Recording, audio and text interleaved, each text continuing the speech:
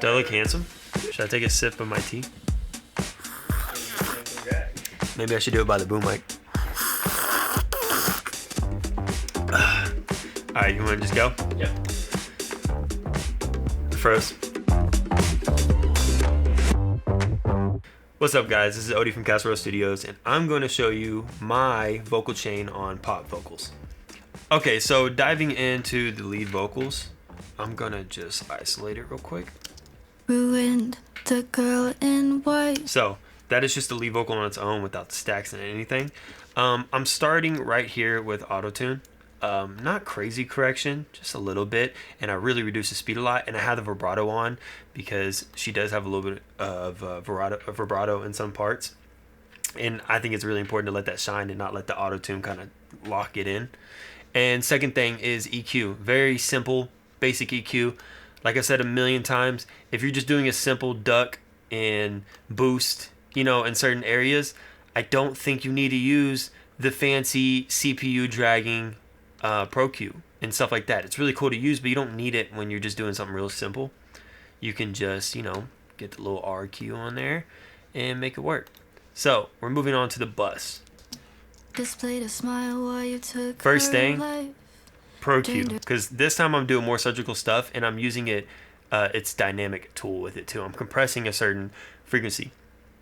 So right here at 3,000-ish, I felt like it was a little too whispery. I'll show you. Just a little too hissy. So I took that out. And I didn't really take it out. I just have it compressing when it's, coming at me a little too hard. I did the same thing at about 1,800. And in the mid-range, I just kind of compressed it. Literally, the threshold is at like -2 dB. And it's just kind of compressing there too. And then I rolled off some low end, and I have it pretty bright for her vocals. Again, I did a little bit more dynamic EQ because I was really trying to carve out the mid-range, right? And then de-essing. Now with de-essing, I really don't use a de-esser to de-ess things. I know it's weird. I use it to build tone. So I kind of darkened her vocals a little bit. I'll show you before and after. Couldn't give a valid reason why you saw her alone and took It's a little darker, a little now calmer. I really like doing that just to build the tone. If I want to de-ess something, I can use something as surgical as this and really find where the sibilance is and cut it out. Last thing in the EQing, I used the SSL chain. Bro, I love this so much. I use this on every vocal. All these other compressors and EQs and stuff, I'll use different ones and test out different things. But this SSL bus, I use on every vocal because it's just my go-to and I'm comfortable with it. So I didn't do anything crazy. Boosted 16K quite a bit. I boosted 7K to brighten it up a little bit more after I kind of cut down on the tone. Carved out, 300 to 400 hertz, about 6 dB, so pretty severely. And then I carved out about 50 dB pretty severely as well, about 6 dB. Now, everybody has an issue with, my vocals are too loud, my vocals are too quiet.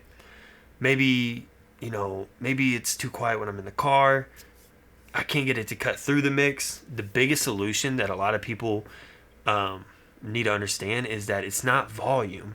It's the saturation. It's what type of sparkle are you putting on the vocals.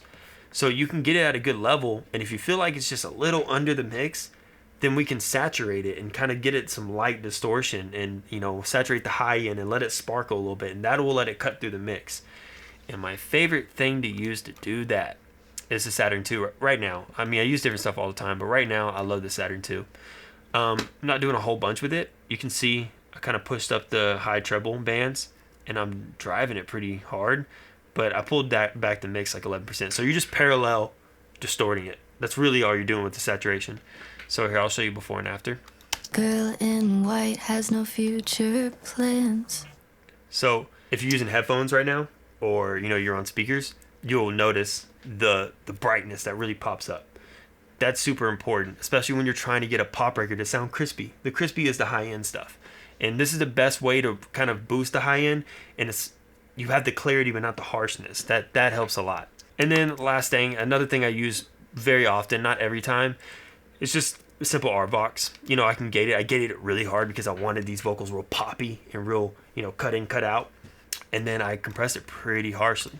So this is really kind of necessity for a pop vocal, in my opinion. This will make it a lot jumpier and punchier. And then I had a little bit of, let's see what else. I wasn't using that. My reverb send. I'll show you my reverb. So I'm using the 1980s color. You know, I got some EQ going. I have it pretty bright.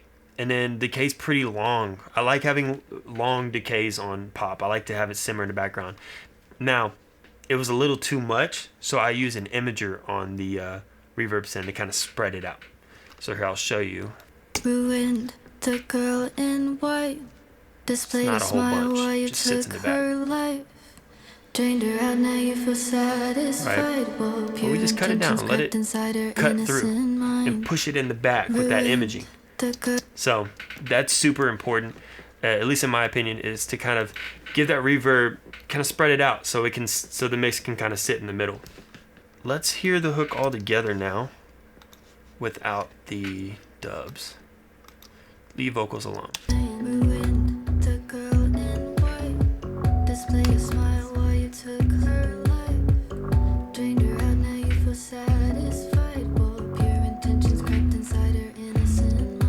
All right, cool. So the last thing I want to point out is recording is the first step of making a song, of course. The recording is more important than anything. A good recording will make a good mix, right? If you're starting with a bad recording, then you're just fixing, and that's going to cause issues in the mix. Getting creative when you're recording is another really important thing to have a good mix. I showed you the lead vocals, and I'll show you just briefly how much these background vocals that we added and pan left and right and the ad-libs bring so much more life to the song, and it makes my job mixing it so much easier. So let me quickly show you that.